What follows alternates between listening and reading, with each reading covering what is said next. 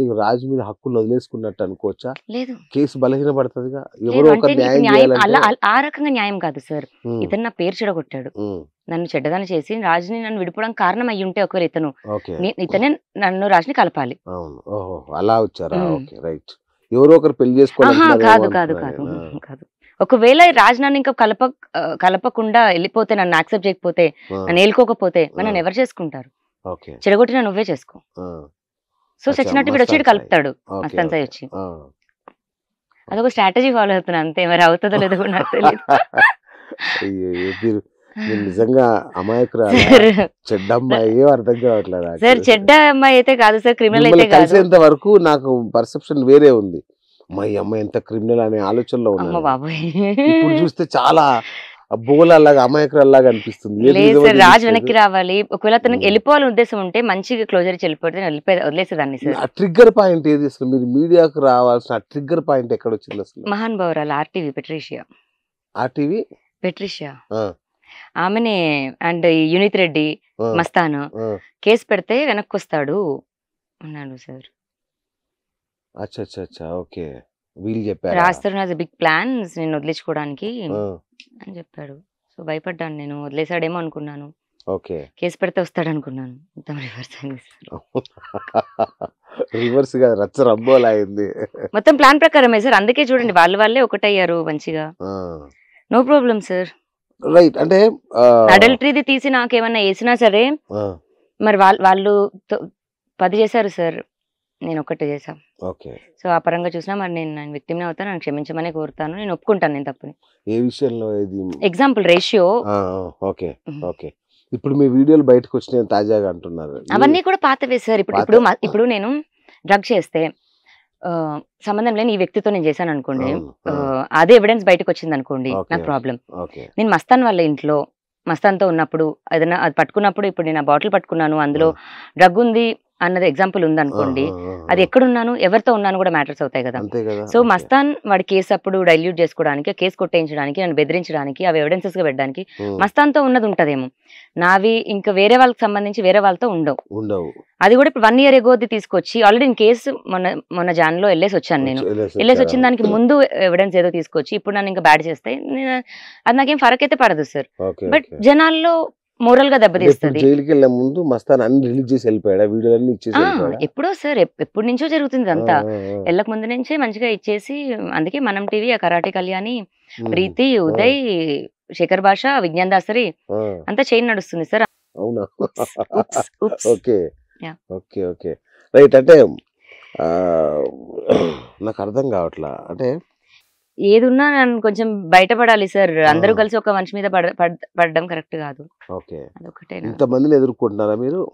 2 సంవత్సరాల నుంచి. ఈ స్విమ్మింగ్ పూల్ వీడియో కూడా ఆ లిస్ట్ లోంచి వచ్చిందేనా? రైట్. అర్పిత్ ఎవరు సార్? అతను నా ఫ్రెండ్ సార్. అతనికి సిజోఫోర్నియా అని ఏదో మైండ్ ప్రాబ్లం ఉంది. అతను చనిపోయాడు. వాడికి ఎవరో ఎలకల మందు నేను ఇచ్చానంటాడు విజ్ఞాన్ దాసరి. వీళ్ళెవ్వరూ ఆ పర్సన్ చూడని కూడా చూడలేదు. మేము ఒకరోజు స్పిరిచువాలిటీ లేదా దయ్యం వీటి గురించి, సూసైడ్ గురించి ఇలా మాట్లాడితే, ఎవరి లైఫ్లో అయినా సూసైడ్ చేసుకున్న వాళ్ళు ఉన్నారని నేను నోటి నుంచి చెప్పిన ఒక స్టోరీ ఇది. అంటే ఇప్పుడు నన్ను బ్యాడ్ చేయడానికి, ఇప్పుడు ఎగ్జాంపుల్ నేను కాల్ మాట్లాడా, ఇక్కడ మనం ఉన్నాం, ఒక స్విమ్మింగ్ పూల్ అని ఒక టాపిక్ వచ్చింది, అది ఏంటి అని స్టోరీ తెలియదు. అది ఇక్కడ నుంచి విన్న మనిషి మీరు బయటికి వెళ్ళి ఇంకా మీరు స్విమ్మింగ్ పూల్ ఒక వర్డ్ తో కథ రాసేసుకోవచ్చు. ఇప్పుడు నా వల్ల ఒకటి సూసైడ్ చేసుకుంటే మనిషి బయటికి రావాలి కదా సార్. ఈ రోజు కాకపోతే రేపైనా రావాలి, వస్తారు. అది అబద్ధం. అది నేను జంతువునే చంపాను సార్. నేను చౌదరి అమ్మాయి అయినా వెజిటేరియన్ నేను. అలాంటి మనిషి హామ్ ఏంటిదో మరి వాళ్ళకే తెలియాలి. చాలా తప్పు. వాళ్ళ అక్క కూడా నా ఫ్రెండ్ వాళ్ళు. అబ్బాయికి పెళ్ళయింది. పెళ్ళాక సిజోఫోర్నియా అనేదో మైండ్ ప్రాబ్లం, అది హాల్యూసినేషన్స్ ఏవో అయ్యి తను సూసైడ్ చేసుకున్నాడు. వాళ్ళ ఎక్కడో యూపీలో, అది కూడా. దానికి నేను ఇప్పుడు ఇవన్నీ తీస్తున్నాను, దీపారెడ్డి వాళ్ళ అన్న సూసైడ్ ఇవన్నీ తీస్తున్నాను, వాళ్ళు సూసైడ్ దాన్ని తీస్తున్నారు అంతే, అంతకుమించి ఏం లేదు. దేనికి ఎవిడెన్సెస్ లేవు సార్. మంత్రాలు వచ్చా? ఎగ్జాక్ట్లీ. మరి అదే మంత్రాలు చేతబడైతే రాస్తారు మీరు ఎందుకు చేయలేదు సార్? అదే అర్థం కాదు, రాస్తారు ఎందుకు చేయలేదు? మంత్రాలు ఏమేమి వచ్చు కొంచెం మాకు నేర్పుతారా సార్? దాంట్లో ఆ మంత్రాల్లో 0.1% వచ్చినా నేను ఫస్ట్ నా రాజు మీద చేసుకొని, నా రాజు ఇంటికి రావడం కోసం చేసుకుంటాను సార్. ఏమి రావు, నాకేమి తెలియదు అవి. ఓకే. ఏమైనా వచ్చిందంటే ఇప్పుడు ఓకే, ప్రేమ ఒకటి వచ్చు, కోపం ఒకటి వచ్చు, అంతే. ఆ ఎమోషన్స్ వరకు మాత్రం రియాక్ట్ అవుతుంటాను తప్ప ఏం రావు సార్. రైట్. అంతే. నిజంగా రాజు అంటే మీకు అంత ప్రేమ ఉందా? సార్ నేను మనిషి వాయిస్ వినకుండా ఫేస్ చూడకుండా ఇప్పుడే ఇది ఫస్ట్ టైం సార్. ఇన్ని రోజులు ఇప్పుడు 3వ నెల 4వ నెల అవుతుంది. అవునా? Oh my God. కొట్టుకున్నా తిట్టుకున్నా ఇవాళ కొట్టుకుంటాం సార్, తాగేస్తాం, అసలు జుట్లు వీకేసుకుంటాం, మళ్ళీ రేపొద్దునికి వచ్చి గుడ్ మార్నింగ్ చెప్పకపోతే అవ్వదు. ఫస్ట్ మొహం చూడాలి, రాత్రి లాస్ట్ మొహం. ఇప్పుడు అసలు ఏంటో నేను శత్రువులాగా అయిపోయాను మనిషికి. చేసేసారు అంతా కూడా. ఈ మధ్య ఈ 3 నెలల కాళ్ళు ఎప్పుడైనా కాల్ ట్రై చేశారా తనకి? ఆ కాల్ కేసు తర్వాత అయితే కాల్ ఏం లేదు. కంప్లీట్ బ్లాక్ చేశాడు సార్. అచ్చా, అచ్చా. సోషల్ మీడియాలో బ్లాక్ చేసేసాడు, అన్నిట్లో బ్లాక్ చేసేసాడు. Okay okay okay. రైట్. ఎవరి శేఖర్ భాష? ఇప్పుడు అసలు టాపిక్ లోకి వద్దాం. సార్ శేఖర్ భాష నాకు ఫస్ట్ మగజాత ఆనిముత్యమే అని అనుకున్నాను. అరే బాబు, ఒకళ్ళు మగజాత ఆనిముత్యమే అయ్యుండొచ్చు, నీకు నిజంగా ఒక అమ్మాయి ఫేక్ కేసు పెట్టడం వల్ల నువ్వు ఇలా చేస్తున్నావేమో, బట్ అందరు అమ్మాయిలు ఒక్కటి కాదు, మేబీ నీకు అయిన ఎక్స్పీరియన్స్ వేరే అయి ఉంటుంది అని ఎందుకు చేస్తున్నాడో అడగడానికి చేస్తే నేను ఫోన్, నన్ను తిట్టేశాడు సార్. వాడు తిట్టేసి నువ్వు రాస్తాను వాళ్ళ అమ్మని ఎలా అంటావు, ఫస్ట్ రాస్తాను ఎలా అంటావు, నువ్వు ఇల్లు ఖాళీ చేసి అంటాడు. ఫస్ట్ కాల్ నేను కేసు పెట్టిన 3rd డేకి ఇల్లు ఖాళీ చేసే అంటాడు. వాడు ఎవడో అసలు ఇల్లు ఖాళీ చేయని మాట్లాడడానికి అని నేను మొత్తం ఇది చూస్తుంటే వాడిని ఇంకెవరో పెట్టారు సార్. అది రాస్తారని పెట్టాడా, మస్తాన్ సాయి పెట్టాడా ఎవరో కానీ, లేదా లేకపోతే వాడు బెనిఫిషియరీ దానికి వచ్చాడా, డబ్బులు తీసుకొని వచ్చాడా, బిగ్ బాస్కి వెళ్ళడానికి వచ్చాడా, ఇవన్నీ యాడ్ ఆన్స్ ఉన్నాయి. అన్నిట్లో పెద్ద చెయ్యి ఉంది. నాకేమైనా అయితే మరి రాస్తారుని కారణం అవుతాడు, మస్తాన్ సాయి కారణం అవుతాడు, శేఖర్ భాష కారణం అవుతాడు. కొంచెం రాస్తారుని మీద ఉన్న ప్రేమతో రాస్తారుని మీద కేసు వెనక్కి తీసేసుకుంటానేమో, మస్తాన్ సాయి మీద మేబీ కన్సిడరేషన్ తీస్తానేమో, పూర్తి బాధ్యుడైతే మరి శేఖర్ భాషనే అవుతాడు సార్. అగైన్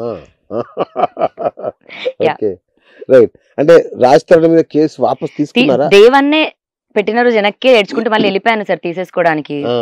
నేను నా రాజుని ఏంటి అలా చూసేది అని. మామూలుగానే హ్యాండిల్ చేయలేడు, కొంచెం వణికిపోతాడు. ఇంత బతికి నేను రాజనాలా ఎలా ఇది చేస్తాను అన్న దగ్గర అనుకున్నాను.